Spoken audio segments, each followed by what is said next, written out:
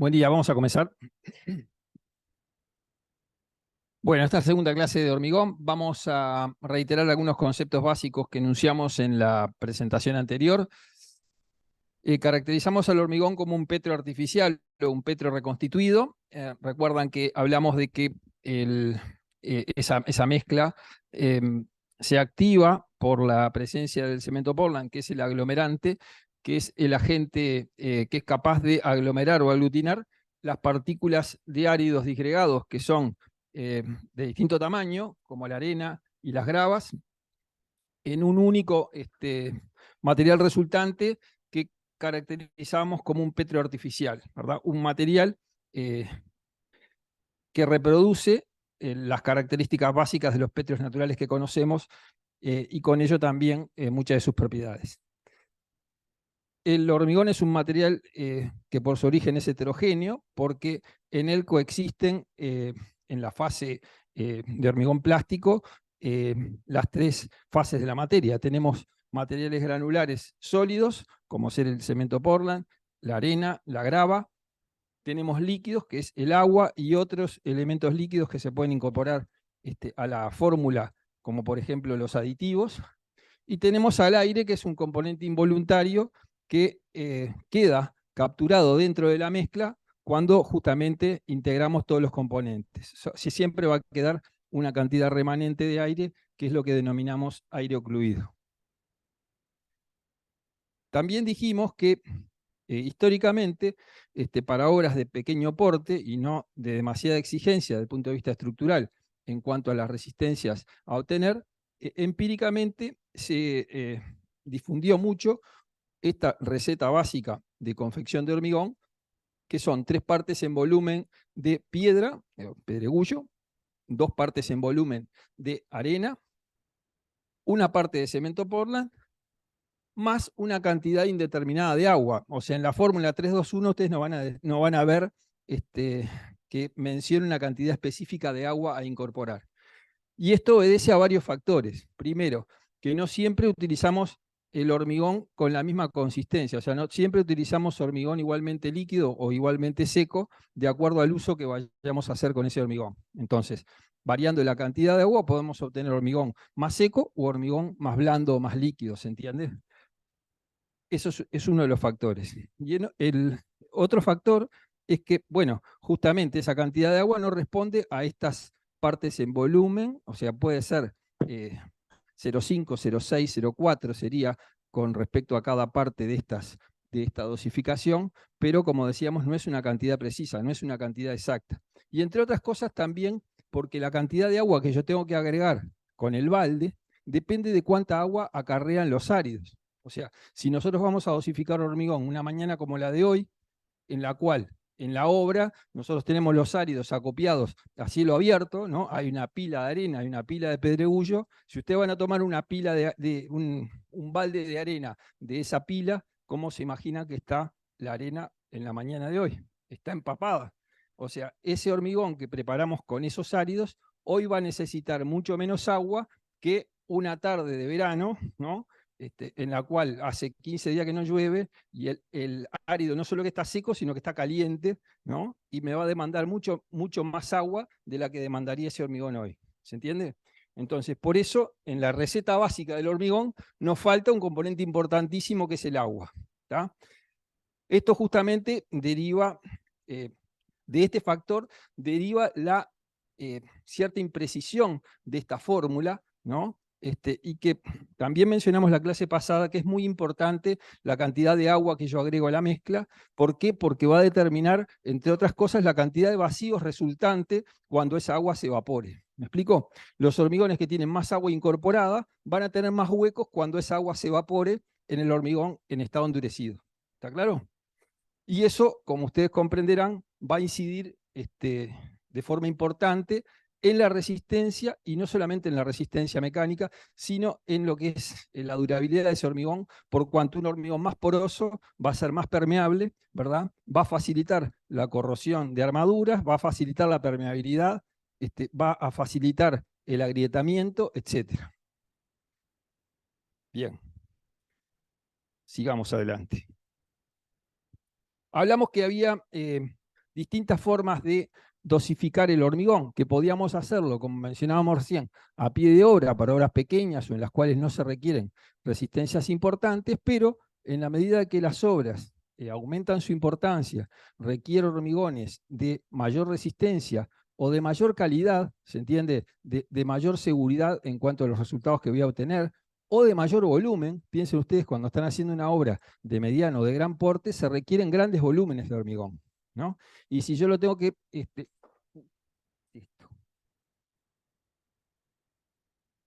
Si yo lo tengo que dosificar a partir de un equipo que produce un volumen limitado, ¿no? Tengo que hacer muchas cargas de esa hormigonera para producir volúmenes importantes. Estoy todo el día fabricando hormigón y tengo que tener además grandes volúmenes de áridos, sobre todo, que son el componente volumétrico más importante del hormigón, acopiados en obra. Eso implica problemas logísticos importantes, ¿está claro? Que no siempre ustedes están haciendo un edificio entre medianeras en Pocitos, ¿no? En un terreno de 200, 300 metros cuadrados, que tiene un retirito frontal de 4 metros y después está prácticamente todo el terreno ocupado. ¿Qué espacio tienen para copiar grandes volúmenes de áridos? Muy poco, ¿me explico? Y la logística de la obra se resiente grandemente. Entonces, perdón, muchas veces hoy en día recurrimos a los servicios de una empresa especializada que nos va a proveer el hormigón. ¿Está claro? Que va a fabricar ese hormigón en una planta especializada que dosifica, no por volumen, como dosificamos en obra, sino dosifica por peso. Esta dosificación por peso es mucho más precisa que la dosificación volumétrica, porque también esto creo que lo mencionamos al pasar en la clase pasada, cuando nosotros medimos volúmenes de materiales granulares, les habrá pasado cuando miden harina o azúcar o cualquier otro componente de forma granular o de polvo, si ustedes lo compactan, vieron que el volumen se reduce. Entonces, siempre esa apreciación por volumen es bastante imprecisa. ¿Cuánto tengo de arena en un balde de arena? ¿Cuánto tengo de arena en un balde de arena? Es una pregunta interesante, la vamos a ver en mejor profundidad la próxima clase, pero ¿cuánto de arena hay en un balde de arena? ¿Se entiende la pregunta? ¿Qué hay en un balde de arena? Cuando mido un balde de arena, ¿qué tengo? Tengo parte de la arena propiamente, son esa cantidad de granitos, ¿no? Del material granular. Pero entre los granos, ¿qué hay? Hay aire, ¿no? Ostensiblemente hay aire. Lo mismo pasa con la grava y lo mismo pasa con el cemento Portland, ¿verdad? Hay una cantidad indeterminada de aire. Y además, sobre todo en los áridos, hay agua, ¿no? Como decía, en la mañana de hoy, esos áridos tienen agua, tanto recubriendo la superficie de los granos, como en los poros de cada grano. ¿Se entiende? Si yo pongo una piedra porosa, obviamente que no, el agua puede ocupar no solamente el espacio entre los granos, sino también el que es capaz de penetrar en los poros de cada grano. Entonces, esa medida, esa forma de medir los componentes en volúmenes aparentes es bastante imprecisa para determinar cantidades exactas. Si yo mido por peso y controlo humedad, porque además en estas plantas se controla la humedad de los áridos, entonces yo sé exactamente esta muestra de árido, qué porcentaje de humedad tiene, y puedo corregir la dosificación del agua. ¿Se entiende? Se obtiene entonces una dosificación mucho más precisa que me permite, primero y además, producir en grandes volúmenes. Estos camiones hormigoneras cargan aproximadamente entre 5 y 10 metros cúbicos por cada viaje, lo cual me permite cubrir grandes volúmenes con pocas cargas y con poca dispersión de resultados, ¿se entiende? Con resultados bastante confiables. Entonces, estos equipos además van a realizar el transporte del hormigón desde la planta donde se produce hasta el lugar de destino, hasta donde esté la obra. Para eso se deben cumplir con determinados tiempos. Hay que tratar de que los tiempos de traslado sean lo más breves posibles. Esto está relacionado con el fraguado del hormigón, que vamos a hablar dentro de un ratito, y que además en todo transporte se debe evitar lo que se llama la segregación de la mezcla, o sea, que se separen los distintos componentes del hormigón. Recién dijimos que tenemos materiales granulares de distinto tamaño, ¿verdad? Y si nosotros trasladamos en horizontal por cualquier medio, ¿verdad? Ya sea por el camión hormigonera o en una carretilla, la vibración que se produce por el transporte hace que naturalmente tienden a decantar los componentes más pesados del hormigón, que son básicamente los áridos gruesos. ¿Está claro? En todo proceso de transporte, entonces, ese proceso de vibración produce que los áridos gruesos, que son los más pesados, decanten, o sea, tiendan a ocupar la parte inferior del recipiente que lo contiene.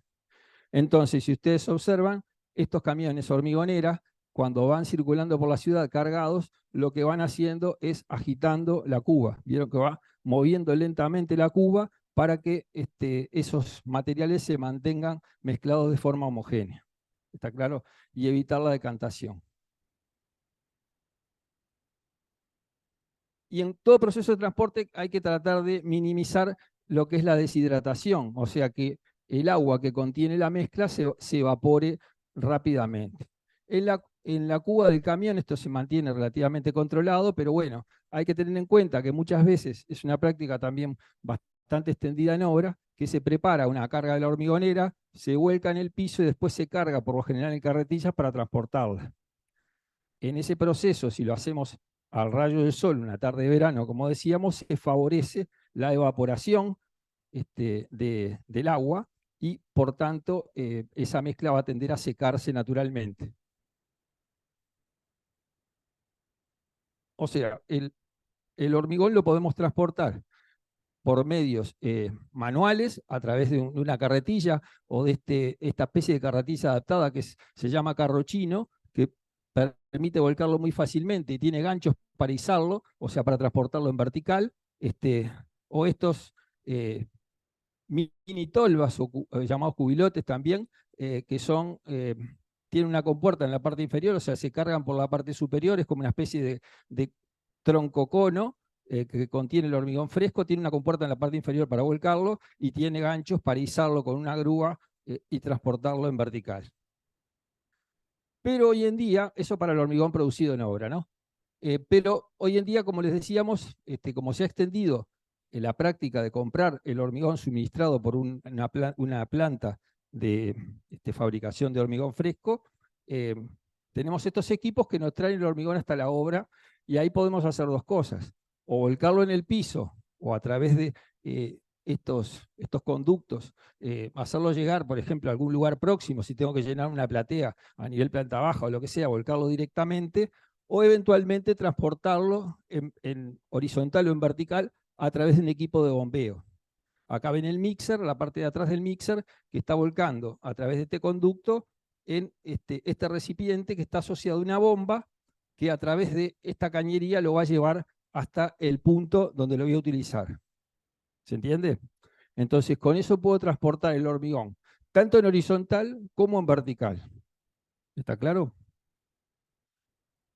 Esto a su vez lo puedo asociar a estos equipos que tienen una lanza telescópica que permiten alcanzar, ¿verdad? Desde la bomba, lugares bastante remotos, como decíamos, en horizontal y o en vertical. O sea, acá estoy transportando en horizontal, porque estoy echando, no sé, a 15 o 20 metros en horizontal, pero a su vez lo estoy elevando en altura. Esto está a 5 o 6 metros por arriba del nivel donde se encuentra la bomba.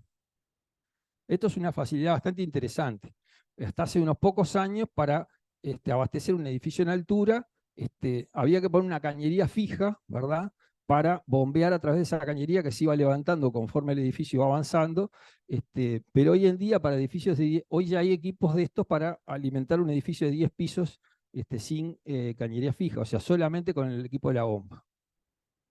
Por supuesto, desde el punto de vista logístico tiene sus problemas porque las empresas tienen en general muchos mixers y pocas bombas. Entonces, el servicio de bombeo hay que contratarlo con bastante anticipación porque las bombas están muy demandadas, porque todo el mundo las utiliza, porque nos facilita mucho el trabajo, ¿verdad? Se puede hacer, la bomba queda fija, digamos, y pueden, ustedes, por ejemplo, cuando ven alguna obra importante, ahí por 26 de marzo, por lo general, ven que hay 26 de marzo entre la Rambla y Luis Alberto Herrera, vieron que siempre hay alguna obra y hay una fila de camiones hormigoneras. O sea, está la bomba en la obra y van viniendo los camiones uno detrás de otros que van volcando en la bomba para transportar el hormigón en horizontal o en vertical.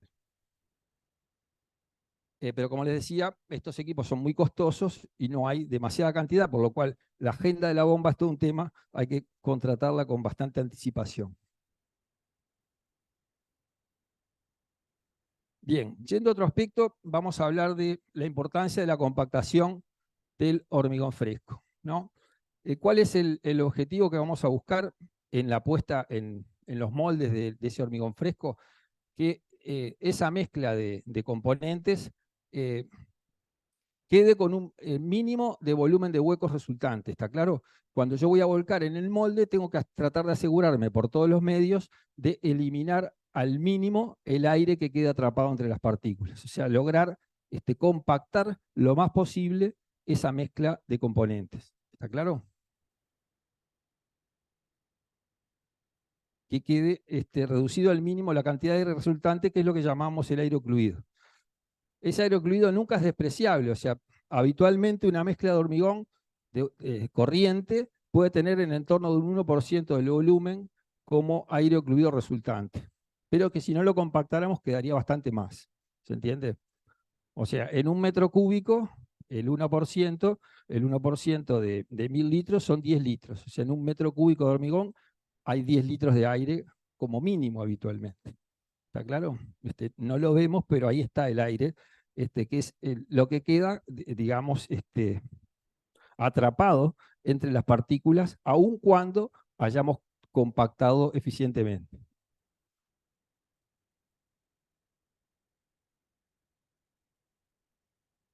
¿Qué es lo que pasa si no compactamos adecuadamente? Yo creo que lo mencioné el pasado también en la clase pasada. Este, que es un defecto bastante común en los pilares en particular, o en las vigas muy densamente armadas, o en general en cualquier pieza que tiene distribución de armaduras muy próximas, ¿verdad? Muy densas y muy próximas. Entonces, suelen quedar estos defectos de llenado, que llamamos en general nidos, hormigueros o coqueras. Esto lo pueden ver con esta denominación en distintos textos. Que son básicamente huecos, ¿verdad? Por defectos de llenado. Obviamente los moldes que nosotros utilizamos son de materiales opacos y nosotros no vemos cómo está el hormigón al interior del molde cuando estamos llenando. Por eso es muy importante que este llenado, como dijimos en la clase pasada, se haga por partes y compactar cada parte antes de seguir agregando hormigón. No podemos llenar un hormigón de 3 metros de altura o de 4 metros de altura en una sola operación, porque si no siempre la parte de abajo va a ser imposible de compactar. ¿Está claro? Cuanto más delicada es la pieza que tengo que llenar, tengo que poner más cuidado para que el llenado sea eficiente y no tenga esto como resultado. Porque lo más grave es que esto, al margen de que pueda o no tener solución, lo vamos a advertir de repente demasiado tarde, ¿no? Porque lo vamos a advertir cuando desencofremos recién. ¿Me explico? Y de repente cuando desencoframos nosotros ya avanzamos con la estructura. ¿Y qué pasa si esta pieza es defectuosa y yo le construí estructura arriba? Sería un lío, ¿no? Si la tengo que demoler. Entonces es muy importante el llenado eficiente de los moldes. ¿Cómo logramos entonces compactar o consolidar ese hormigón fresco de forma eficiente? Por distintos medios. Lo vamos a ver a continuación. Podemos utilizar compactación manual a través de pisones manuales que pueden ser de distinta forma, dependiendo de la pieza que voy a llenar. Si utilizo elementos más puntiagudos o elementos que tengan una planchuela asociada que me permitan compactar una mayor área, eso es lo más elemental. Incluso a veces se pica con una varilla gruesa solamente un pilar, si no tengo elementos de pirador. O sea, se introduce una varilla dentro de la masa del hormigón fresco a los efectos de desalojar el aire y acomodar las partículas del hormigón. Pero hoy en día es mucho más extendido el uso de estos vibradores de masa o vibradores de aguja, que lo que tienen es un cilindro metálico asociado a una manga con un elemento vibrante al interior, que lo que hacemos es que penetre dentro de la masa del hormigón, produciendo una vibración que lo que hace es desalojar el aire y acomodar las partículas para que se llene de forma compacta.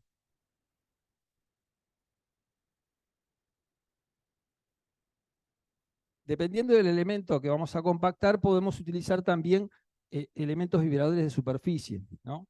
Eh, el vibrador de aguja se utiliza como elemento puntual, que es ideal, por ejemplo, para compactar el vibrador de aguja, para compactar un pilar o una viga, ¿verdad? Haciendo penetrar el extremo del vibrador dentro de la masa del hormigón, pero que afecta superficies relativamente chicas, ¿verdad? O vibración puntual. En este caso, cuando queremos compactar un pavimento o una losa, es más efectivo, por ejemplo, este dispositivo o algún dispositivo de estos, como esta regla vibradora de superficie, en la cual lo que hacemos es vibrar una regla larga que lo que hace es compactar y a su vez alisar en un mismo procedimiento. ¿Se entiende? Entonces, hacemos un doble trabajo en una sola operación. Pero tenemos también la tecnología del hormigón o el desarrollo de productos específicos para mejorar el desempeño de los hormigones ha producido estos hormigones que llamamos autocompactantes, que son hormigones que mediante aditivos especiales, que se llaman superfluidificantes, lo que logran es que el hormigón se comporte ya como un líquido, ¿verdad? Y no sea necesario vibrarlo artificialmente, sino que el hormigón tiende a fluir libremente dentro de los encofrados, sin necesidad. Me van a decir, bueno, pero esto tiene mucha agua. No, esto no es por efecto de agregar agua de más, sino por efecto de un aditivo químico que lo que logra es disminuir la tensión superficial entre las partículas y que ellas se acomoden naturalmente de forma más eficiente. ¿Está claro? Esto es la magia del hormigón que producen los aditivos, los químicos aplicados a este material de uso tan difundido. O sea, algunos aditivos hacen que el hormigón se comporte de forma bastante atípica, por decir algo, y no podríamos lograr este efecto solamente por adición de agua. O sea, si nosotros, bueno, alguien me podrá decir, bueno, ¿por qué no trabajamos solo con hormigones líquidos y obtenemos el mismo proceso, el mismo resultado?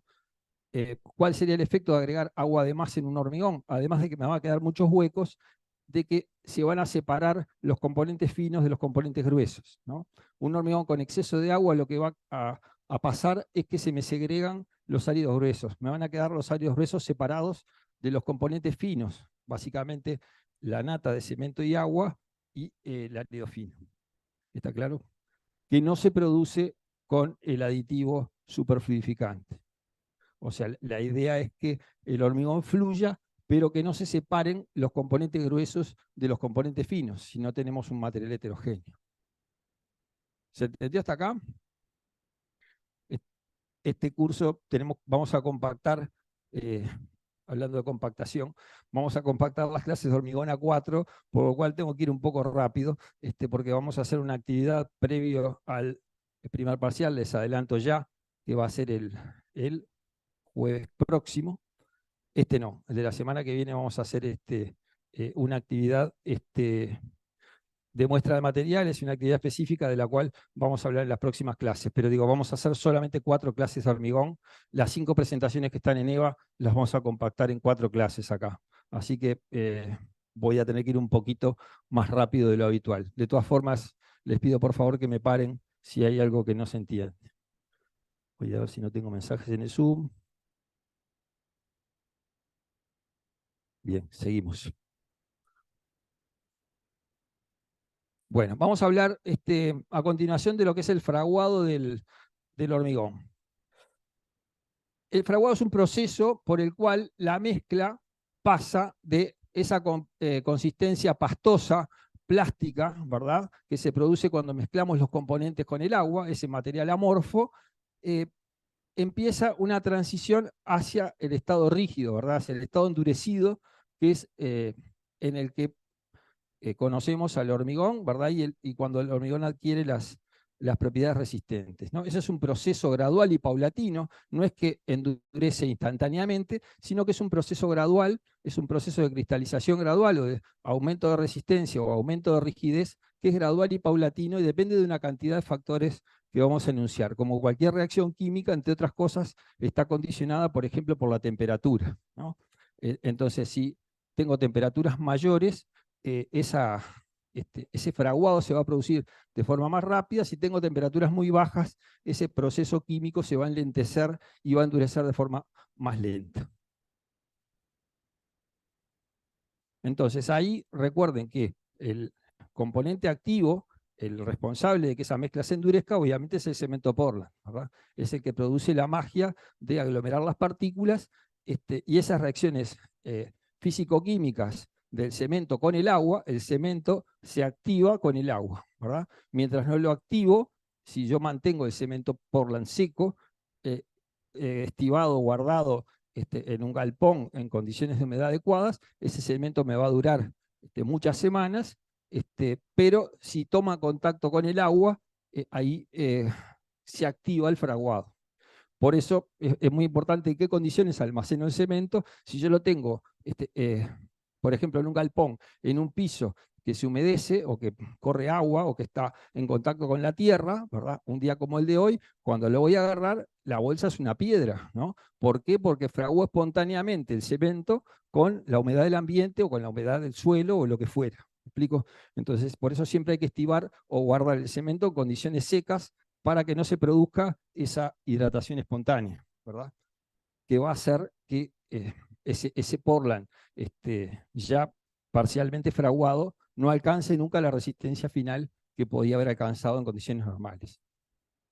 Entonces van a ver que habitualmente el cemento Portland no tiene impresa una fecha de vencimiento, porque el vencimiento, entre otras cosas, depende de en qué condiciones yo lo guarde o lo mantenga acopiado. ¿Está claro? No importa que lo haya comprado ayer, si el cemento Portland se mojó, la bolsa de cemento se mojó, al otro día puede estar inutilizable.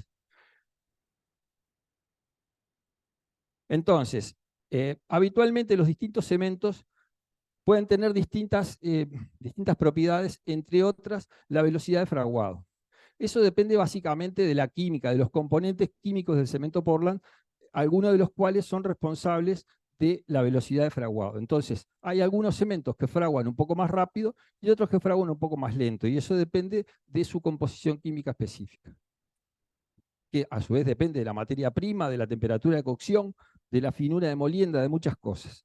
Pero en general, todos los cementos tienen que cumplir con determinados parámetros que fija una norma. En este caso, la norma UNIT 20-2015 nos dice que el cemento tiene que comenzar el fraguado después de los 60 minutos y debe finalizarlo antes de las 10 horas. ¿Está claro? O sea, me marca tiempos mínimos y tiempos máximos de fraguado que todos los cementos Portland de uso local deben cumplir. ¿Está claro?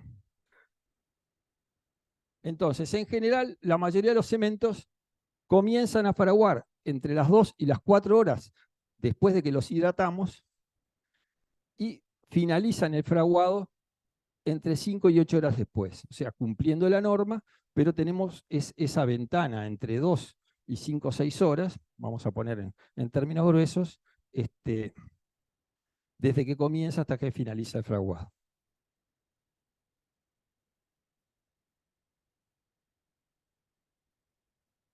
El fraguado del cemento se mide en un ensayo de laboratorio que se llama aguja de Vicat, sobre el cual no vamos a profundizar demasiado, pero básicamente, para explicarlo en grandes rasgos, lo que mide es la penetración de una aguja normalizada, ¿verdad? Esta aguja está asociada a un platillo que posee un peso de unos 300 gramos, se hace penetrar una pasta normalizada de cemento y agua, o sea, una pasta de cemento con una cantidad determinada de agua, que obviamente cuando está en estado fresco, esta varilla con esta aguja, con este peso, penetra sin restricción en la pasta. Pero a menudo que la pasta empieza a rigidizarse, la punta penetra menos, ¿verdad? Esta pasta va ofreciendo resistencia a la penetración de la aguja, y en general lo que se mide, el principio de fraguado es cuando la pasta penetra hasta unos 5 milímetros del borde, o sea, ya cuando la pasta de cemento ofrece una cierta resistencia a la penetración, decimos que comenzó el fraguado, y en general el fin de fraguado es cuando la aguja se detiene a 5 milímetros de la superficie del molde. O sea, ya cuando la probeta de pasta de cemento está prácticamente rígida como una piedra. Entonces, ¿cuáles son los factores más importantes que condicionan el fraguado? Estos tres que están acá: la finura del cemento, la temperatura y la cantidad de agua amasada. Vamos por el orden. ven acá, esto sería una partícula de cemento, un grano muy pequeño, ¿verdad? De unas pocas micras de diámetro, una esferita, que cuando se hidrata, ¿verdad? El agua ocupa como una película en la superficie del grano, va a empezar a penetrar en el grano, va a hidratar cada grano de cemento y de cada grano van a empezar a salir como brazos, ¿verdad? Que son una red cristalina, que es la que posibilita que se aglomeren o se aglutinen las partículas de árido que están alrededor. El proceso de hidratación es paulatino y progresivo, ¿verdad? Que se va hidratando desde la superficie del grano hasta el interior del grano, ¿verdad? Hasta completar la hidratación de la totalidad de cada grano de cemento. Entonces, este proceso de hidratación es paulatino, pero es más rápido cuanto más pequeña sea la partícula de cemento. Está claro, si el grano es más grande va a tardar más tiempo en hidratarse, si el grano es más pequeño, esa hidratación se va a producir de forma más rápida. Por supuesto, también depende de la cantidad de agua. Puede pasar de que si el hormigón no tiene el agua suficiente, la partícula de cemento no llegue a hidratarse totalmente. Entonces, es muy importante mantener el hormigón hidratado durante las primeras horas, que es donde justamente el cemento está haciendo esa reacción química de aglutinación. O sea, es muy importante evitar de que el hormigón se seque enseguida que lo llenamos. ¿Cuándo pasa esto? Básicamente en verano, ¿no? En verano nosotros terminamos de llenar y a veces a la hora ya el hormigón está seco, o a las 2 horas, ¿verdad? O está o sea, se evaporó mucha de la agua que constituye el volumen, y justamente lo que puede pasar es que la hidratación del grano de cemento se detenga acá, porque no tiene más agua. Entonces ese hormigón nunca va a haber desarrollado su potencial de resistencia, porque no se completó la hidratación del cemento durante ese proceso. Recién mencionamos que la temperatura incide, como en cualquier reacción química, en retardar o acelerar ese proceso.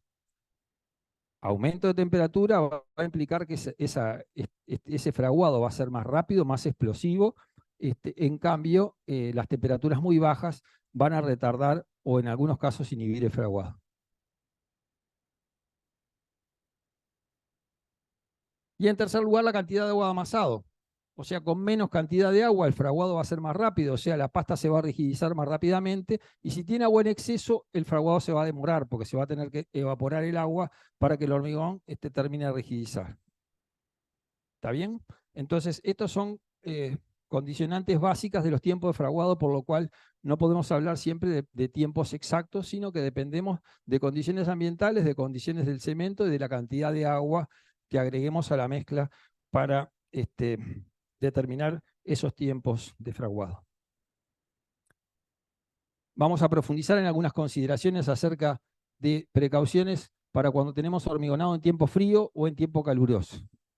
Por supuesto, esto hace referencia a las condiciones de clima en el cual se desarrolla nuestra actividad. Nosotros en Uruguay tenemos un clima relativamente templado, por lo cual en invierno no tenemos esto, ¿no? Pero si trabajamos en Canadá o en el sur de Argentina o en el sur de Chile, ¿no? o en Europa, seguramente tengamos en invierno condiciones ambientales bastante peores de las que tenemos acá. Podemos tener 10 grados bajo cero o 20 grados bajo cero, en las cuales, ¿qué es lo primero que vemos? ¿Qué es lo primero que cambia?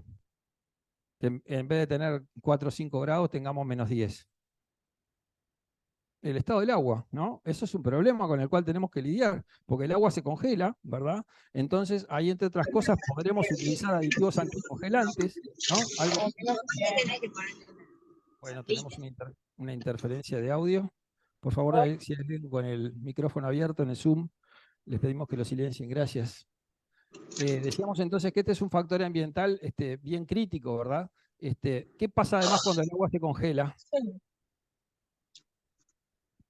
Además de que cambia de estado.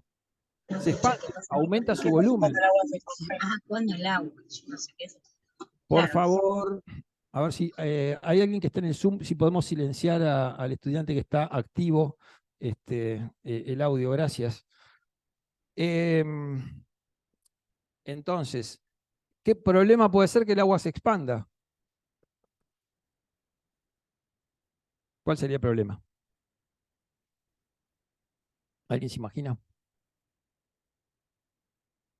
Imagínense el pobre cemento, que además es un componente minoritario del hormigón, que está tratando de atrapar a todas las partículas de áridos que lo rodean cuando el agua está realizando una acción expansiva, ¿no? Simultáneamente. El agua que yo agregué líquida, por ejemplo, por efecto del descenso de temperatura, está en un proceso de expansión que es contrario, ¿verdad?, al esfuerzo que está haciendo el cemento por tratar de aglomerar los áridos. El hormigón quiere juntar los áridos, y el agua produce un proceso expansivo que efecto que trae es como que lo separa, ¿se entiende? Entonces, esa tensión entre ambos factores hace que el hormigón resultante va a tener menos resistencia. ¿Se entiende? Es bastante fácil de visualizar. Entonces, es realmente un problema, desde un problema logístico del agua, porque a veces en esas condiciones de clima uno abre la canilla y no sale agua directamente porque se congeló el agua en la cañería, ¿me explico? Entonces, plantea muchos problemas que llevan a que muchas veces, bueno, trabajamos cuando hay condiciones ambientales que lo favorecen, ¿no? De la misma forma que a veces no hormigonamos cuando está lloviendo en nuestro clima, bueno, en otras latitudes hay que trabajar con el hormigón cuando el hormigón lo posibilita o ayudado por distintos factores, como pueden ser los aditivos para el hormigón, o de repente hay veces que se hace una carpa para mejorar las condiciones ambientales, obviamente cuando las condiciones del proyecto lo permiten, ¿no? Para trabajar a salvo de las condiciones climáticas. Pero bueno, desde muchos factores se puede actuar para reducir este problema. Entonces, las bajas temperaturas lo que pueden hacer es retrasar o incluso inhibir el fraguado del hormigón en los tiempos previstos, ocasionando pérdidas de resistencia. En nuestro medio, ¿qué puede pasar? Que yo culmine, por ejemplo, el hormigonado. Vieron que acá en general cuando se trabaja para hormigonar, tratamos de culminar el trabajo en una jornada, ¿no? La etapa que sea, el llenado de la losa, por lo general es crítico, porque tenemos superficies grandes, mucho volumen para llenar y tratamos de completarlo en un día. Y eso implica que muchas veces el trabajo se extiende hasta después de hora, ¿no? En la construcción, que normalmente se trabaja hasta las 5 de la tarde, nada más con que trabajemos una hora más en invierno a las 6 de la tarde de noche, ¿no? Todos tienen presente que ahora ya a las 6 está bastante oscuro, el 21 de junio va a estar más oscuro, vamos a terminar a trabajar de noche. ¿Y qué pasa durante la noche? La temperatura baja, ¿no? Entonces nos vamos a encontrar en la situación de invierno con que cuando termino de llenar y el hormigón está empezando a fraguar, ¿verdad? La temperatura baja y en nuestro medio no es tan frecuente que baje por debajo de 0 grados, pero podemos tener temperaturas muy bajas durante la noche. Entonces, en esas condiciones lo que puede pasar es que de repente vamos el otro día a las 7 de la mañana a empezar la jornada de las obras, y en algunos casos podemos encontrarnos con que el hormigón todavía esté blando, ¿no?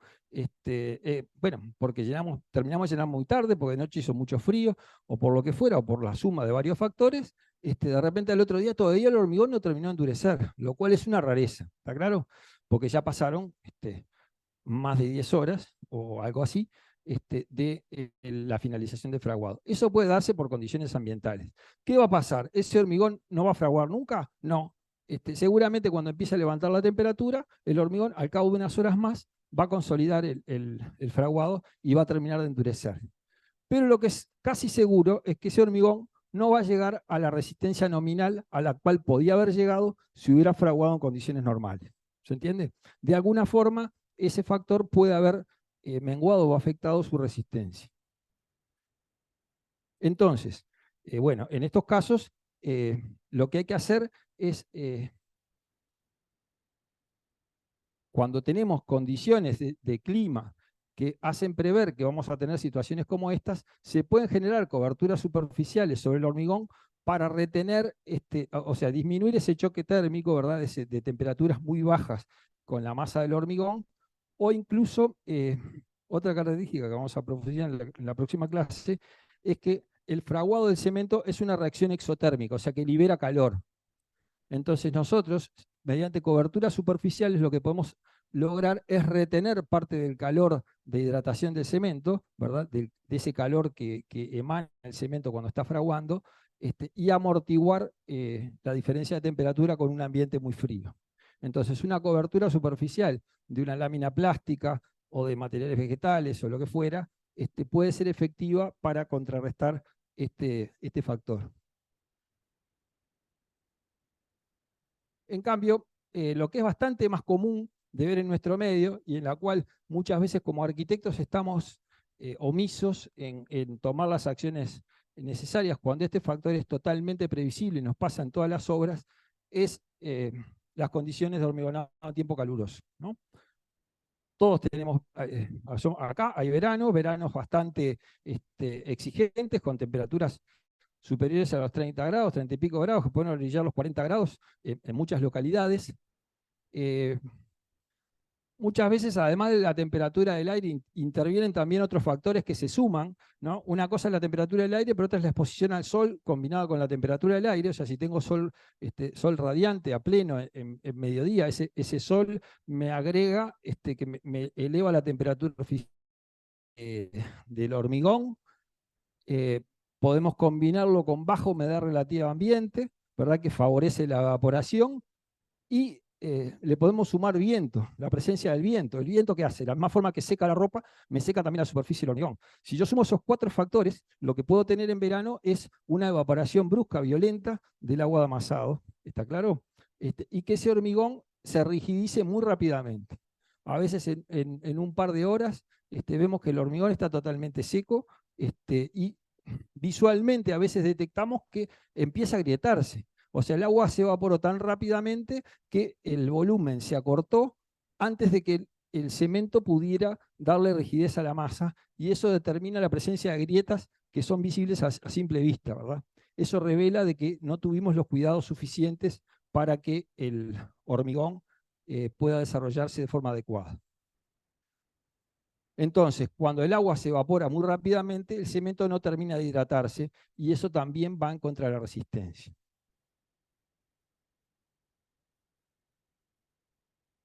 Entonces, ¿qué tenemos que hacer para que el hormigón endurezca en condiciones óptimas?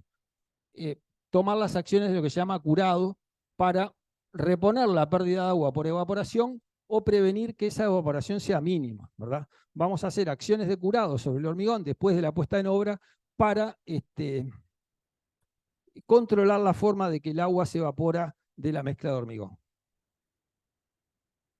Entonces, ¿qué podemos hacer para evitar esa evaporación brusca? Por ejemplo, conforme esa agua se está evaporando, yo puedo reponerla por riego o aspersión, ¿verdad? Por un chorro fino de agua que no deteriore superficialmente el hormigón, puedo reponer el agua que se está evaporando. ¿Está claro?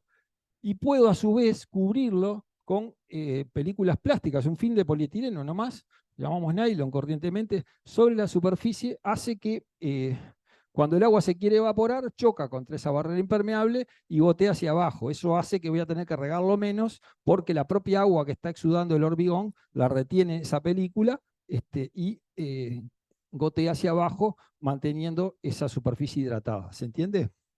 Entonces, esta es una forma bastante elemental de control de evaporación del agua. Plantas de prefabricado usan, por ejemplo, el curado al vapor, en los cuales, por ejemplo, acá yo tengo columnas o vigas premoldeadas, las cubro con una cobertura plástica y le inyecto vapor de agua. Entonces, ¿eso qué hace? Que acá adentro está saturado de humedad, con lo cual no dejo que el agua se evapore, pero a su vez, inyectando vapor de agua a temperatura, aumento la temperatura de esa bolsa, digamos, que queda ahí, y el fraguado se va a acelerar, ¿verdad? Se va a acelerar en condiciones ideales de humedad, por lo cual esto se utiliza mucho en plantas de prefabricado, porque esto permite que el hormigón frague rápidamente, pero saturado de humedad, con lo cual voy a tener hormigones de muy buena calidad y voy a poder desencofrar rápidamente. Si ustedes tienen una fábrica de hormigón prefabricado, ustedes tienen pocos moldes para hacer muchas piezas. Entonces es crítico que puedan desmoldarlas rápidamente para volver a llenar y producir una cantidad sin tener 200 moldes, ¿entiende? De repente tienen 5 moldes, tienen que hacer 200 columnas, entonces tienen que hacer 40 procesos de llenado. Entonces ahí es crítico encofrar y desencofrar rápidamente, para lo cual tengo que producir un endurecimiento acelerado pero en condiciones normales o adecuadas para que el hormigón no pierda resistencia. ¿Se entiende esto o voy muy rápido? Si no se entiende, por favor pregunten. ¿Estamos bien hasta acá? Hay productos químicos específicos que buscan la misma finalidad. Estos curadores superficiales, lo que también se administran por aspersión. Ahí ven un operario con un aspersor de estos que se utilizan para fumigar y una mochila a la espalda que está esparciendo ese producto líquido sobre la superficie. Estos productos líquidos lo que hacen es minimizar la evaporación sin necesidad de estar agregando agua permanentemente. Esto puede ser útil o práctico si yo voy a dejar, por ejemplo, el hormigón, o sea, terminé llenado un viernes de tarde, en verano, y no va a haber nadie en la obra hasta el lunes siguiente. Entonces, no voy a tener nadie que esté regando el hormigón conforme se evapora el agua, entonces puedo utilizar estos productos químicos o las coberturas superficiales o ambos para tratar de minimizar la evaporación de agua sin que alguien esté con la manguera agregando permanentemente. ¿Se entiende? Entonces, tenemos que ver también qué condiciones tenemos en obra para aplicar las condiciones de curado adecuadas. Y bueno, ahora vamos a hablar del ensayo de probetas, pero las condiciones ideales es cuando el hormigón se mantiene en cámaras saturadas o incluso sumergido en agua, ¿no? Cuando el hormigón está sumergido en agua, no hay evaporación, está claro. Entonces, eso, desde el punto de vista teórico, serían las condiciones ideales para que el hormigón adquiriera resistencia normalmente. Vamos a hablar de algunas otras propiedades del hormigón fresco. Distinguimos entonces las propiedades del hormigón, a diferencia de otros materiales, las medimos en sus dos estados, ¿verdad? Hablamos de algunas propiedades del hormigón fresco, aquel que el resultado del proceso de mezcla, como dijimos, y antes de la puesta en obra, y las propiedades del hormigón endurecido, que es el que conocemos como material de construcción por sus propiedades definitivas. Pero para conocerlas, tanto unas como otras, hacemos ensayos, algunos de los cuales los realizamos en obra, y otros son ensayos de laboratorio. Vamos a hablar de algunas de las propiedades del hormigón en estado fresco, en particular de la consistencia del hormigón, que básicamente es la determinada por la facilidad del hormigón fresco de deformarse. O sea, cómo se deforma una masa del hormigón fresco permite caracterizar ese hormigón como un hormigón seco, como un hormigón blando, como un hormigón líquido. ¿Está claro? Intuitivamente, eso que podemos percibir visualmente, ¿no? Una mezcla más seca o una mezcla más plástica o una mezcla más líquida, lo tenemos que poder evaluar de alguna forma, ¿verdad? Cuando tenemos un hormigón fresco, una muestra cualquiera. Sí. Sí. No, lo vamos a ver por uno. Vamos a empezar por la consistencia. Entonces, intuitivamente lo que podemos percibir claramente es que, bueno, la cantidad de agua amasado incide grandemente en lo que es la consistencia, ¿no? Si agrego más agua va a tener hormigón más líquido, si agrego menos agua va a tener hormigones más secos, ¿no? Es el principal determinante de la consistencia del hormigón, va a ser la cantidad de agua amasado. Pero también intervienen otros factores, como ser, por ejemplo, la forma y la granulometría de los áridos, o sea, el tamaño relativo de los áridos y su forma. Esto lo vamos a comprender mejor en las próximas clases cuando hablemos de cada uno de los componentes del hormigón, pero básicamente el árido grueso tiene un rol muy importante en esto, porque cómo se deforma una mezcla de hormigón depende, entre otras cosas, de qué tan grandes son los áridos gruesos, cómo es la forma de sus partículas, si tengo partículas más redondeadas que se amolden más fácilmente unas con otras, o si tengo partículas más angulosas, más trabadas, que hacen que esa mezcla de hormigón se va a comportar de forma distinta. Vamos a introducir otro concepto que es muy importante en la dosificación de hormigones, que es lo que se llama la relación agua-cemento de una mezcla, ¿no? La relación agua-cemento es el cociente en peso de agua y cemento. Kilos de agua dividido kilos de cemento, que tiene un volumen unitario de hormigón. ¿Está claro? Esta relación agua-cemento va a ser determinante de la resistencia y la durabilidad del hormigón, por cuanto ¿Cuál dijimos que era el componente el principal componente responsable de la resistencia al hormigón?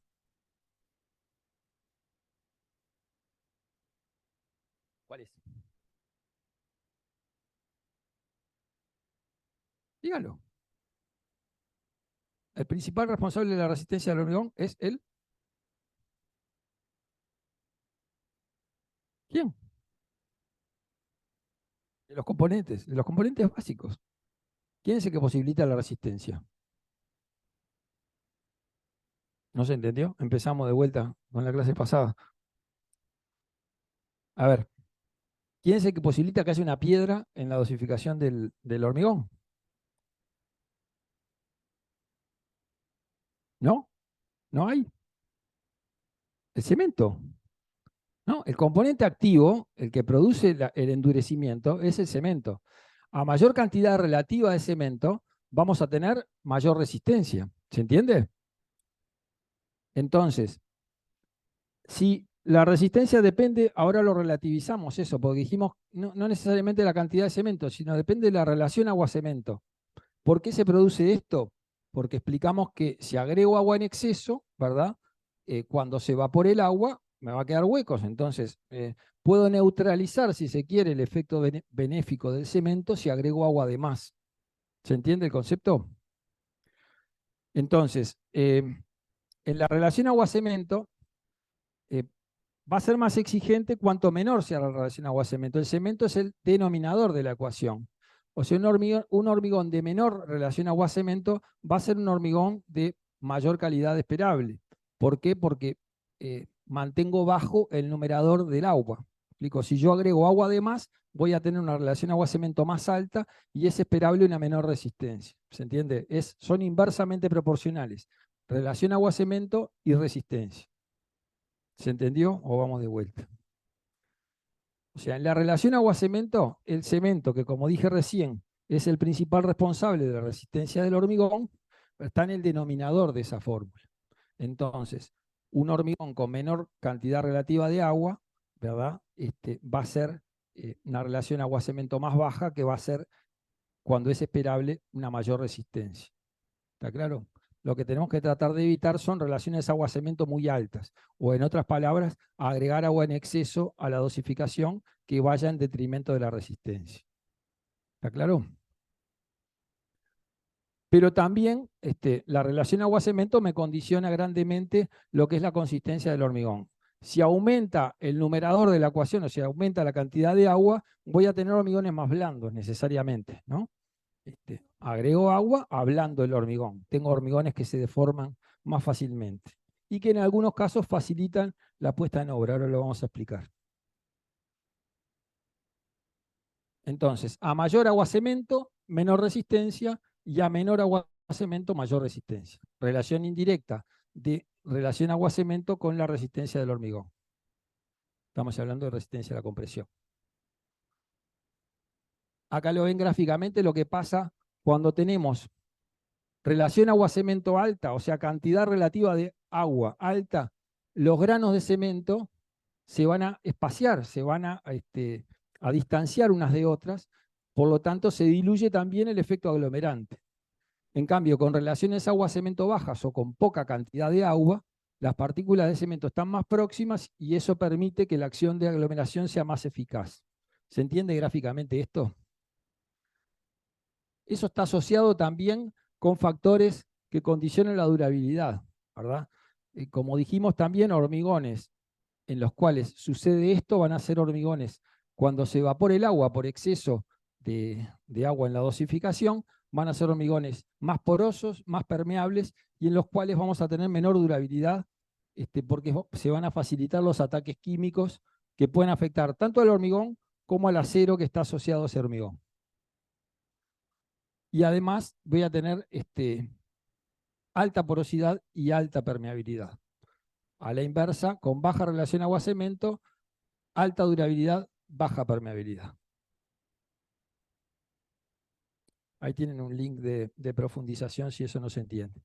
Entonces, en general, para hacer hormigones de calidad tenemos que controlar eficientemente la cantidad de agua que agregamos en la dosificación. O sea, vencer la tentación de agregar agua en exceso. ¿Por qué dijimos que muchas veces se agrega agua en exceso? Porque al ablandar el hormigón muchas veces facilitamos la puesta en obra. ¿Tá? Los hormigones más blandos suelen ser más fáciles de compactar que los hormigones más secos. ¿Se entiende esto? Esto explica por qué muchas veces cuando dosificamos hormigón en obra, los obreros le agregan más agua de la que deberían agregarle, porque eso facilita después la puesta en obra o la compactación de la masa de hormigón. ¿Se entiende?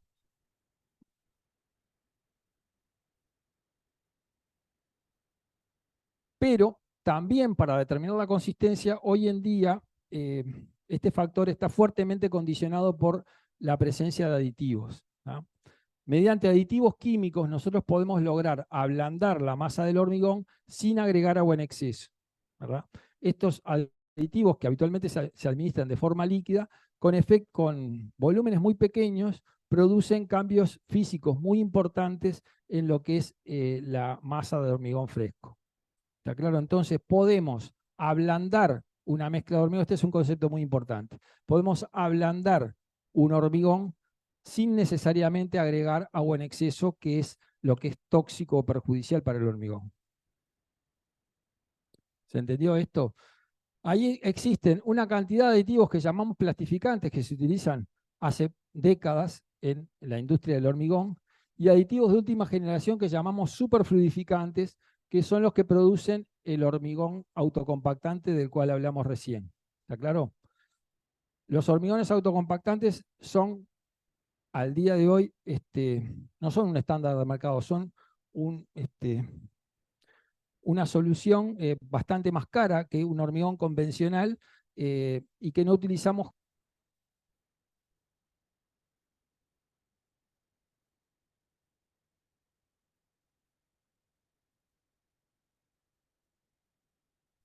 ¿Ahora? ¿Me escuchan? Bien, les decía que los aditivos plastificantes que se utilizan hace muchas décadas son los que usamos corrientemente. O sea, cada vez que nosotros compramos hormigón premezclado, salvo que digamos yo quiero un hormigón sin aditivos o sin plastificantes, el hormigón va a venir con plastificantes. ¿Por qué sucede esto? Porque las empresas que venden hormigón premezclado, ¿saben cuál es el componente más caro del hormigón? De los componentes básicos. Vamos, ayúdenme. ¿Cuál podría ser el componente más caro del hormigón? El cemento, claro, el cemento Portland. Entonces, si yo vendo hormigón premezclado, ¿qué voy a tratar de hacer? Voy a tratar de administrar cuidadosamente el componente más caro del hormigón. El componente volumétrico más caro es el cemento. Entonces voy a agregar exactamente la cantidad de cemento necesaria y no más.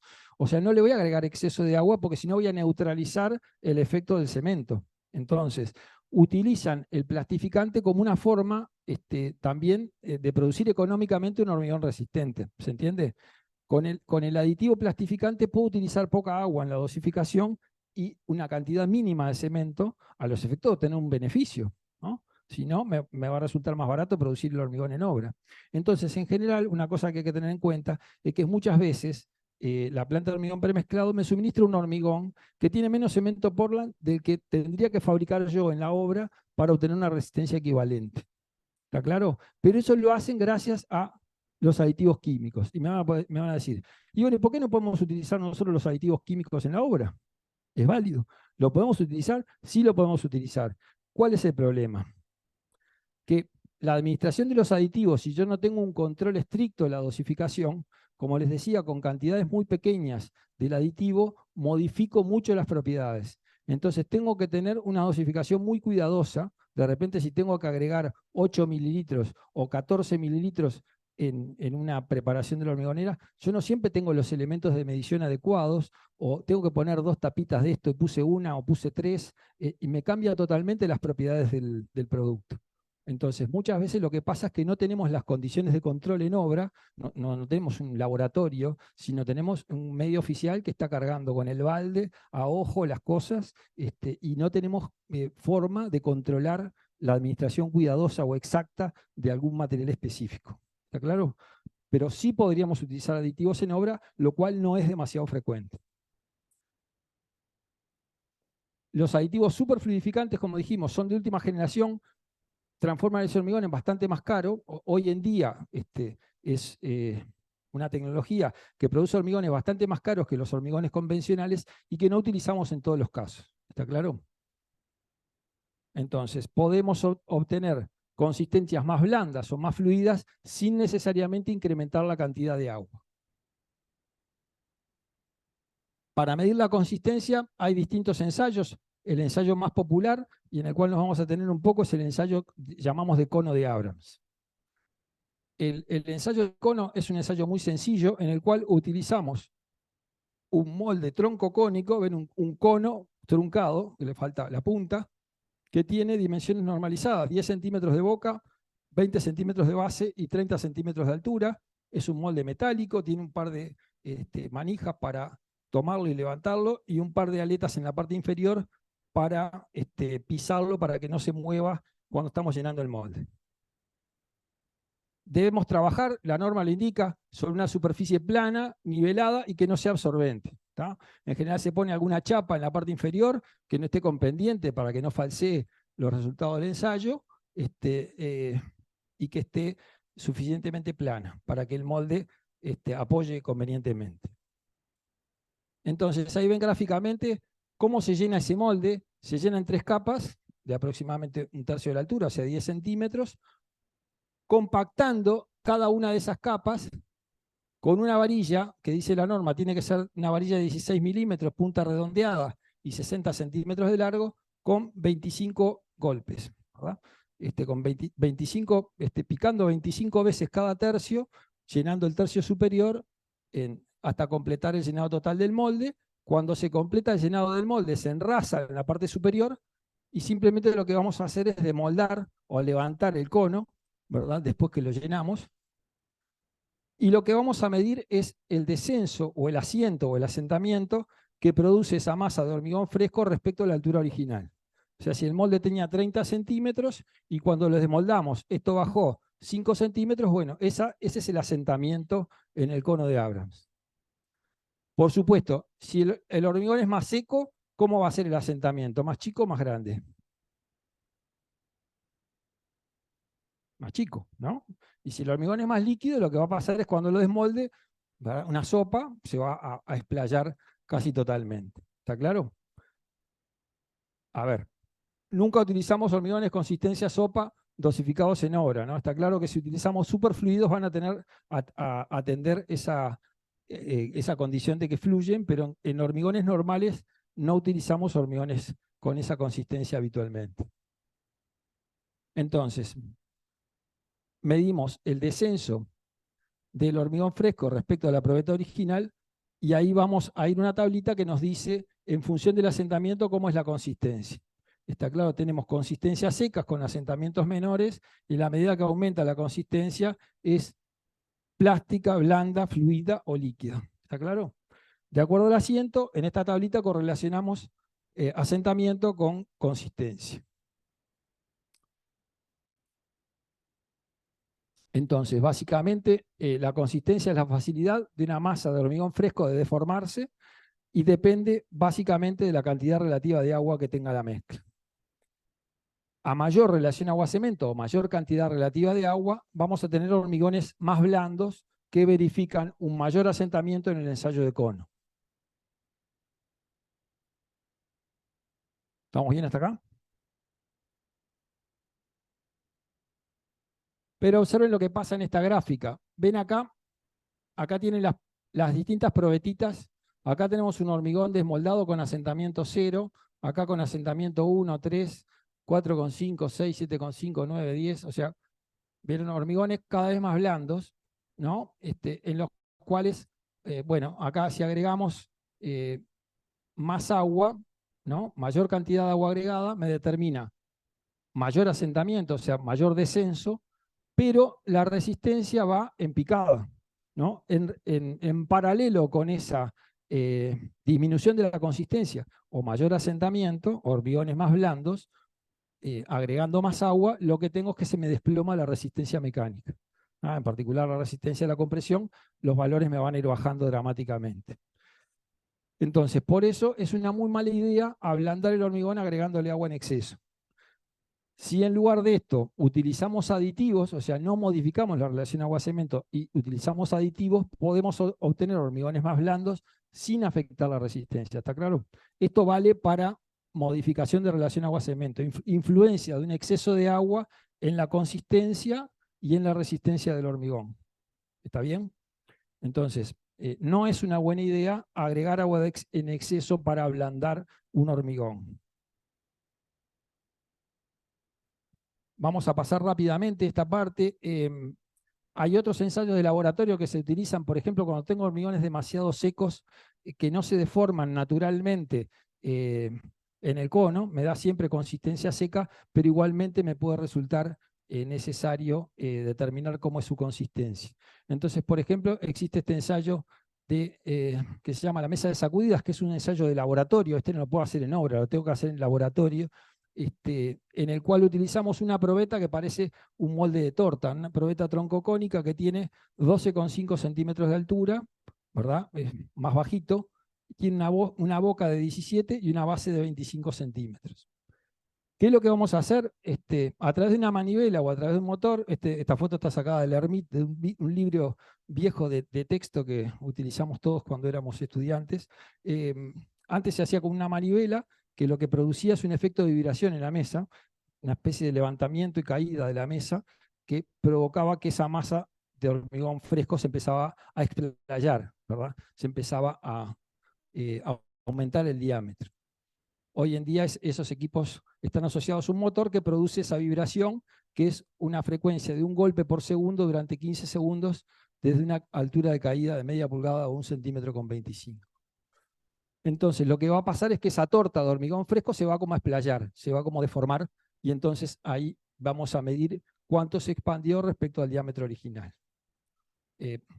Entonces, esa masa de hormigón fresco que ocupaba ese círculo rojo se va a explayar un determinado diámetro y podemos relacionar la consistencia con el diámetro final de la masa de hormigón deformado respecto al diámetro original de 25 centímetros. Entonces, si se expande de un 10 a un 20%, decimos que es consistencia seca. Si se expande de un 20 a un 30% es plástica. Si se expande hasta un 80% es blanda, etc., ¿no? O sea, otra forma de medir la consistencia con un ensayo de laboratorio en lugar del ensayo de cono de Abrams que estamos habituados a realizar en obra. Y acá, bueno, la correlación de resultados del ensayo de cono de Abrams con el de la mesa de sacudidas, ¿verdad? En un caso por el asentamiento del cono y en otro caso por la expansión del diámetro en la mesa de sacudidas para las mismas consistencias. Estos son los rangos de consistencia. Para que ustedes tengan una idea, en general es muy frecuente que para usos corrientes trabajemos con hormigones de consistencia plástica o en algunos casos de plástica blanda, ¿no? Para algunos trabajos en particular podemos utilizar hormigones de consistencia seca y para algunos en particular de repente de consistencia más fluida, pero los rangos habituales están, para la mayoría de los trabajos que no exigen demasiada precisión, están en estas consistencias. Bueno, pero hablamos hace un rato de las formas de compactación. Entonces, nosotros, utilizando formas de compactación adecuadas, lo que podemos es, en lugar de administrar un hormigón más blando, es utilizar medios mecánicos de compactación para, aunque la mezcla sea seca o de consistencia más seca, poder lograr compactarla eficientemente. ¿Cuál es el problema? Que los hormigones de consistencia seca manualmente cuesta mucho compactarlos. ¿Me explico? Si no tengo medios mecánicos, si no tengo un vibrador, por ejemplo, va a ser muy difícil lograr un llenado eficiente con un hormigón de consistencia seca. Es mucho más difícil de compactar. ¿Se entiende esto intuitivamente? Pero la receta no puede ser siempre agreguemos más agua. ¿Está claro? Moraleja, un artículo que antes no existía en la obra, o sea, el vibrador de aguja, el vibrador común, del cual hablamos hace un rato, hoy en día debería ser un elemento básico que deberíamos tener en cualquier obra para mejorar la calidad de los hormigones que nosotros utilizamos. ¿Está claro? No debería ser una excusa porque eso es un equipo que vale unos pocos cientos de dólares, y realmente permite un salto de calidad en el hormigón, en la puesta en obra del hormigón. En cualquier obra, está claro, no necesariamente implican que tengamos que tener obras grandes o de gran presupuesto.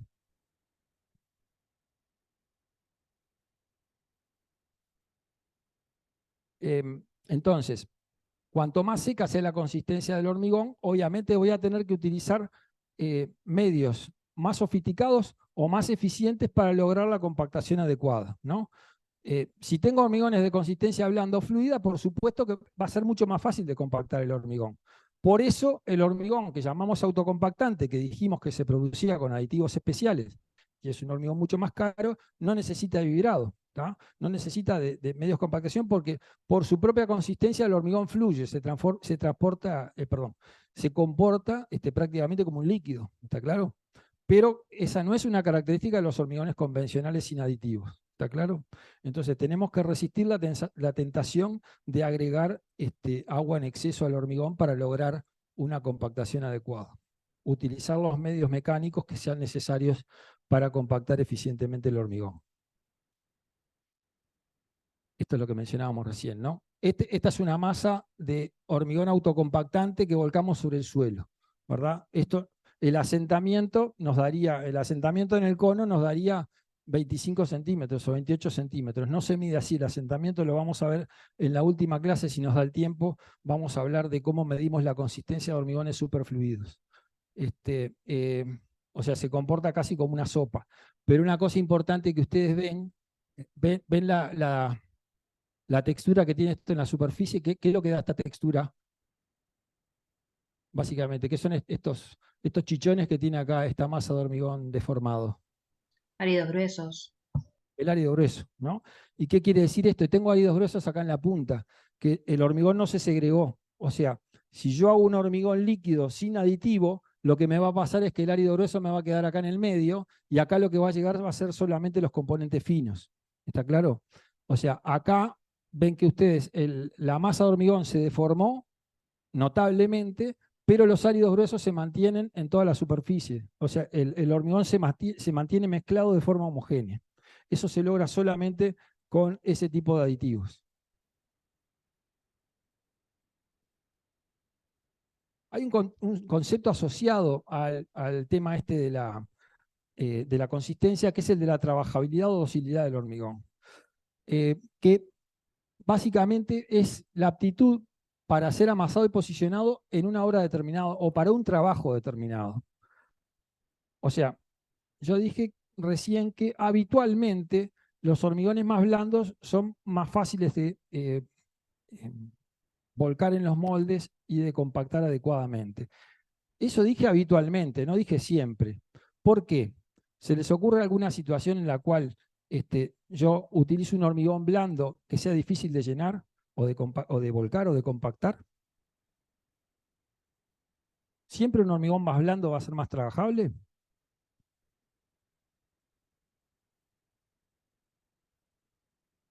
La respuesta es no. ¿Dónde está la trampa? En que, bueno, muchas veces, ¿qué pasa si yo tengo que llenar una losa inclinada y hago un hormigón muy blando? ¿Dónde va a terminar el hormigón? En el piso, ¿no? El hormigón va a tender a fluir naturalmente hacia la parte más baja. Entonces, en algunas situaciones no voy a poder utilizar hormigones blandos, ni siquiera va a ser conveniente, ¿no? Porque yo lo tengo que contener con una pendiente determinada, que ahora no se utilizan mucho las losas inclinadas, pero ustedes ven que hay casas que tienen techos con 20 grados de inclinación, con 30 hasta 45 grados, y el hormigón fluye con bastante menos de eso. Entonces, en algunos casos, para lograr llenados eficientes con esas pendientes, es necesario utilizar hormigones más secos, ¿no? Y compactarlos de forma de que el hormigón se acomode, pero sin que nos termine en el piso. ¿Me explico? Entonces, no siempre utilizamos hormigones de consistencia blanda para obtener llenados eficientes. Por eso, en este caso, un hormigón más blando no es más trabajable, es menos trabajable. ¿Se entiende? O sea, el concepto de trabajabilidad está relacionado con el trabajo específico que yo tengo que hacer con ese hormigón. Por eso no siempre es más manejable un hormigón más blando, ¿no? No siempre utilizamos hormigones con la misma consistencia. Entonces, la trabajabilidad depende de la cantidad del agua de amasado, del origen y la granulometría de los áridos, del contenido y la finura del cemento. Tengan en cuenta en particular que para compactar un hormigón es más fácil cuando tiene más finos, ¿verdad?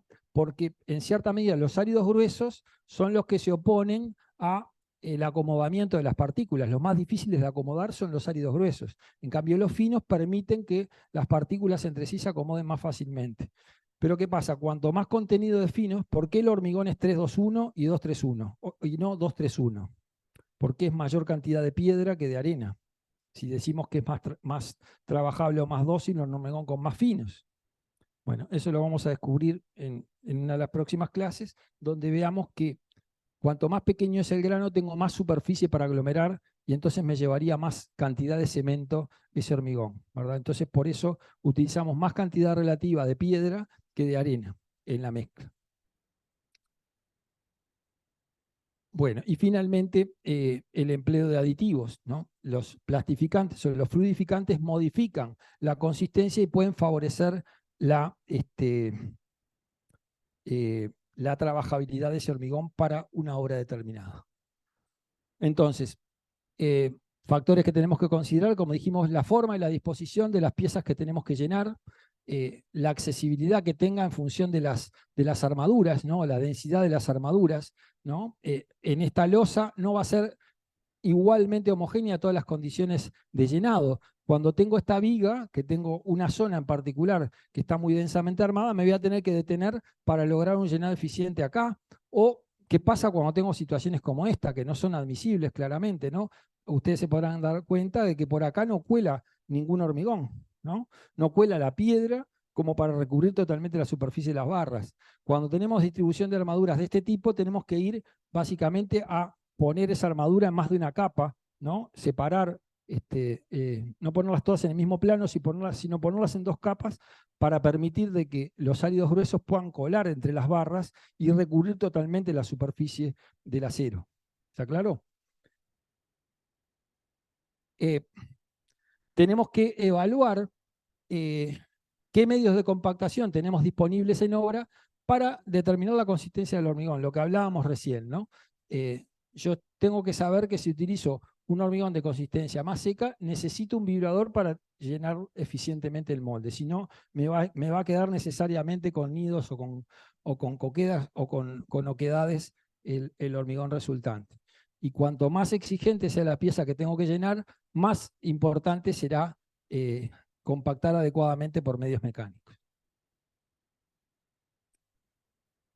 Recuerden que la homogeneidad de la mezcla es un factor muy importante porque dijimos que el hormigón, que es un material naturalmente heterogéneo, tenemos que prevenir la segregación de los componentes, ¿verdad? Esa segregación se puede dar por una mezcla inadecuada, o sea, si mezclamos un tiempo insuficiente, los materiales pueden no quedar correctamente mezclados, por un transporte inadecuado, porque por efecto, como dijimos, de la vibración pueden decantar los componentes más pesados, o por un llenado inadecuado, en la cual no compactemos adecuadamente y se nos separen los gruesos de los finos. Entonces, por todos los medios tenemos que tratar de que en el llenado de los moldes esa mezcla se mantenga homogénea. O sea, que haya sido producida de forma adecuada, que haya sido transportada de forma adecuada y que hayan sido llenados los moldes de forma adecuada. ¿Ah? Los tres factores. Correcto amasado, evitar segregaciones y decantación, tanto en el transporte como en la puesta en obra.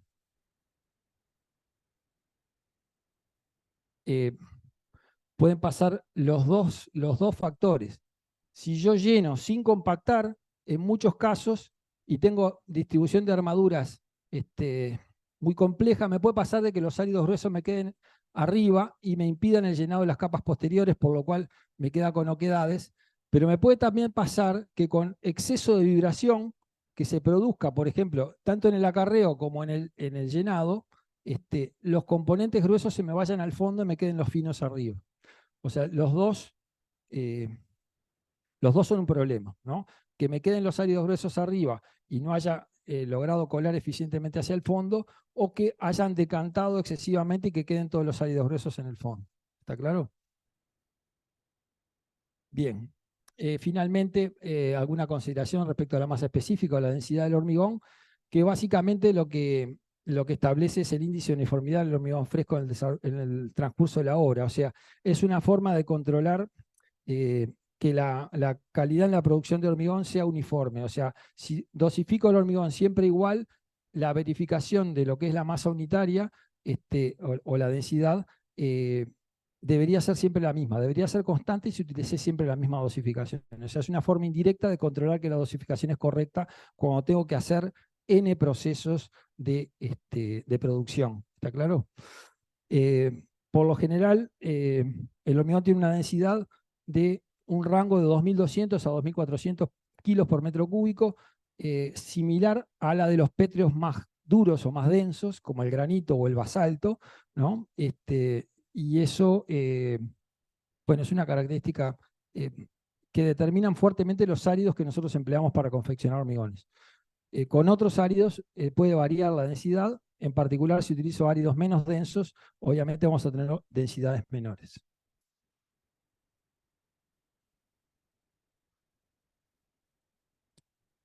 Vamos a hablar unos minutos nada más, vamos a introducir algunas de las propiedades del hormigón endurecido. O sea, vimos hasta ahora las propiedades del hormigón fresco, vamos a enunciar a continuación las propiedades más importantes del hormigón endurecido. Resistencia mecánica a la compresión, compacidad relacionado con permeabilidad, resistencia al desgaste superficial. Vamos a hablar de la retracción, de las propiedades térmicas, acústicas y de la durabilidad del hormigón.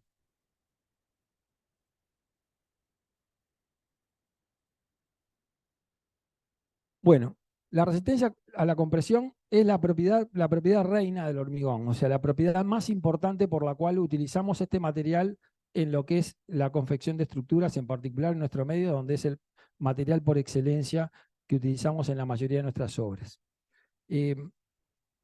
La resistencia a la compresión, entonces, es la principal característica desde el punto de vista mecánico que derivan justamente de su característica de petro artificial, ¿no? Es la propiedad principal desde el punto de vista mecánico de las piedras, o sea, resistir a la compresión. Pero a su vez también es una propiedad índice de su calidad, o sea, que me permite inferir también otro comportamiento de ese hormigón, o sea, cuanto más alta sea su resistencia a la compresión, va a ser también más resistente a otras acciones físicas, a otras acciones químicas, y va a ser hormigones más durables. Por eso es muy importante obtener hormigones con buena resistencia a la compresión para que ese hormigón tenga un desempeño adecuado a lo largo de lo que va a ser toda la vida útil del edificio. O sea, si con este material vamos a hacer nuestra estructura, y la vida de nuestro edificio depende de la vida de la estructura, tenemos que asegurarnos fabricar hormigones durables. ¿Está claro? Entonces, este es el principal parámetro índice de la calidad del hormigón. ¿Cómo vamos a determinar la resistencia a la compresión de un hormigón? Vamos a hacer ensayos, que esos ensayos pueden ser destructivos o no destructivos. Los ensayos destructivos, lo que vamos a hacer es lo que se llama una probeta de hormigón. Vamos a hacer un testigo de hormigón y lo vamos a someter a una prensa a la rotura. Vamos a cargar hasta una tensión a la cual esa muestra o probeta va a romper, y ahí verificamos cuál es la resistencia a la compresión de ese hormigón. Pero se han desarrollado también otras técnicas no destructivas que podemos hacer, por ejemplo, para evaluar la resistencia de un hormigón ya realizado, ¿no? Por ejemplo, un hormigón que está envejecido, una estructura envejecida. Tienen que tener presente que tenemos estructuras de hormigón que tienen ya próximas a los 100 años, y entonces en algún caso me puede interesar evaluar cuál es la resistencia a la compresión de ese hormigón que ya tiene esa antigüedad o ese deterioro, o que puede haber sido sometido a acciones físicas, como por ejemplo un sismo o un incendio, que pueden haber menguado su resistencia anterior. Y que mediante acciones de control tengamos que adoptar algún tipo de corrección o de refuerzo. Eso vamos a hablar en la próxima clase. Vamos a introducir ahora entonces cómo hacemos estas probetas y cómo determinamos la resistencia a compresión de esos hormigones. En general, para la confección de los moldes utilizamos probetas de distinto tamaño, pero que básicamente la dimensión A, que vendría a ser el diámetro de estos cilindros o el lado de estos cubos, ¿no? Puede ser moldes cilíndricos o moldes cúbicos, debe ser mayor que 4 veces la dimensión nominal del árido grueso. Por lo general, esta dimensión A está en el entorno de los 15 centímetros. Entonces, las probetas más habituales en nuestro medio, que son probetas cilíndricas, tienen 15 centímetros de diámetro y 30 centímetros de altura. En este caso es un cilindro perfecto, metálico, que tiene la particularidad de ser articulado. Es un molde articulado que me permite abrirlo en dos para poder desmoldar la pieza. Porque acá lo que voy a hacer es, lo voy a llenar de hormigón y lo voy a desmoldar después que endureció. ¿Me explico? Para lo cual tengo que desarmar, o sea, para poder quitar la probeta de hormigón. Como dijimos, y tiene una base ciega y un extremo o una boca abierta por la cual voy a llenar el molde. El llenado de estos moldes se realiza en 3 capas de forma similar a la que vimos recién para el ensayo de cono de Abrams. O sea, se llena por tercios, compactando cada tercio con 25 golpes con varilla de 16 milímetros antes de verter la capa siguiente. Posteriormente, estos moldes se enrasan, ¿verdad? Y se van a desmoldar a las 24 horas de llenado, o sea, una vez que finalizó el proceso de fraguado. ¿Está claro? Lo que voy a obtener es un cilindro de hormigón que la norma indica que vamos a conservar en agua o en ambiente saturado de humedad y a una temperatura de 20 más menos 2 grados, o sea, con temperatura y humedad controladas a los efectos de que justamente su resistencia no se vea afectado por factores ambientales. ¿Tá? Entonces, ¿qué voy a hacer? Básicamente voy a evaluar la resistencia del hormigón llevando esa probeta al cabo de un determinado tiempo. Ese tiempo habitualmente son a los 28 días del llenado, ¿no? 4 semanas posteriormente al llenado. ¿Por qué 4 semanas después? En esta curva ustedes ven cómo es el incremento de un hormigón normal de la resistencia al cabo del tiempo, ¿no? Resistencia a la compresión al cabo del tiempo. Ustedes ven que a los 28 días el hormigón ese debería alcanzar lo que se llama la resistencia de servicio o la resistencia para la cual ese hormigón fue calculado. ¿Está claro? A los 7 días la resistencia habitualmente anda en el rango de un 60 o 70% de esa resistencia esperable. Pero obviamente que cuanto más nos aproximemos a los 28 voy a tener una medición más exacta. O sea, el aumento de resistencia es muy rápido en edades tempranas, ¿no? Estos son 2 horas, no 2 días. ¿No? Esta gráfica no está directamente proporcional, pero a las 2 horas ya el hormigón tiene un 15% de lo que sería resistencia de cálculo, a las 8 horas tiene casi un 30%, y esa curva va haciéndose más paulatina, más lenta en la medida que difiere el tiempo. De hecho, después de los 28 días el hormigón sigue incrementando ligeramente su resistencia. Pero habitualmente lo ensayamos a los 28, pero podría ensayarse a los 7 o a los 14 e inferir la resistencia a los 28. O sea, lo habitual es ensayar estas probetas a los 28 días, a los cuales el hormigón debería haber alcanzado lo que es la resistencia de servicio. Entonces, acá se va a someter a la probeta de hormigón a una prensa que le va a transmitir una carga axial, una carga según el eje de la probeta, hasta tanto la pieza de hormigón rompe. La máquina registra en un display, en un registro, cuál es la tensión máxima que se le transmitió a la probeta al momento de la rotura, ¿no? Lo que pasa es que la carga se incrementa hasta un momento que la pieza rompe o se fractura. Esa fractura puede ser visible y explosiva o simplemente romperse no visiblemente. O sea, se puede fracturar internamente, pero no necesariamente de forma visible, pero la máquina registra que ya no admite más carga y deja fijo un registro de a qué tensión rompió. Acá vemos en el caso una rotura frágil, visible. En general, esta rotura es más violenta cuando tenemos hormigones más resistentes. O sea, resisten mucha carga hasta un momento que estalla. Entonces, ¿qué es lo primero que se me ocurre? Primero, para determinar esa resistencia, yo tengo que analizar un universo de probetas. O sea, no tomo una probeta sola porque siempre en el llenado de la probeta pueden intervenir factores que haga que, o sea, si tomo 2 probetas o 3 probetas o 10 probetas, no todas van a romper exactamente la misma tensión, ¿se entiende? Porque hay factores, el factor de llenado, el factor de dónde tomé la muestra respecto a la masa de hormigón, puede determinar que haya pequeñas variaciones entre las tensiones de rotura de una probeta o de otra. ¿Se entiende? E incluso de distintos procesos de mezcla de la hormigonera. Entonces, lo primero que se me ocurre es cómo resolvería ese problema. Bueno, calculemos un promedio de la rotura de esas distintas probetas para obtener un valor más confiable, si digo que todas las probetas pueden romper una tensión distinta. Entonces, ese valor es lo que se llama valor de resistencia media, ¿no? La resistencia media, conocida por la sigla FCM, es la media aritmética de las resistencias halladas de un universo de n probetas para una edad determinada, que en general son 28 días, ¿no? Esto nos da una idea de lo que es la resistencia promedia del conjunto. Ahora, este valor promedio, ¿será un valor confiable si lo quiero utilizar como una referencia de calidad de ese hormigón?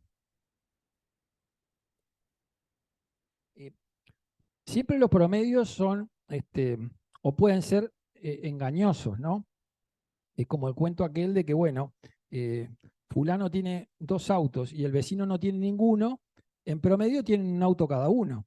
Sí, explíquenle al que no tiene auto y tiene que tomarse 2 ómnibus para ir a trabajar, eh, y demora 1 hora y media mientras el otro llega en 15 minutos.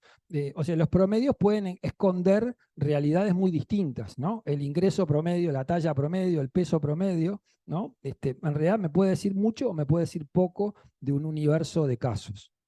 Entonces, ¿qué pasa? Si nosotros estamos buscando un valor que sea confiable, que sea representativo, como la resistencia de un conjunto de piezas de hormigón, no podemos tomar un valor promedio. ¿Qué pasa en particular? Cuando tomamos un valor promedio, el promedio es la mitad de la desviación estadística. La mitad de las probetas van a romper una tensión mayor que ese valor promedio y la mitad de las probetas rompen una tensión menor. Entonces, si eso es un parámetro de calidad, no me sirve una confiabilidad del 50%. ¿Está claro? Porque la mitad de las probetas romperían una tensión menor. Entonces, eso no es un parámetro de calidad confiable. Entonces, bueno, la respuesta a esta pregunta la veremos en la próxima clase.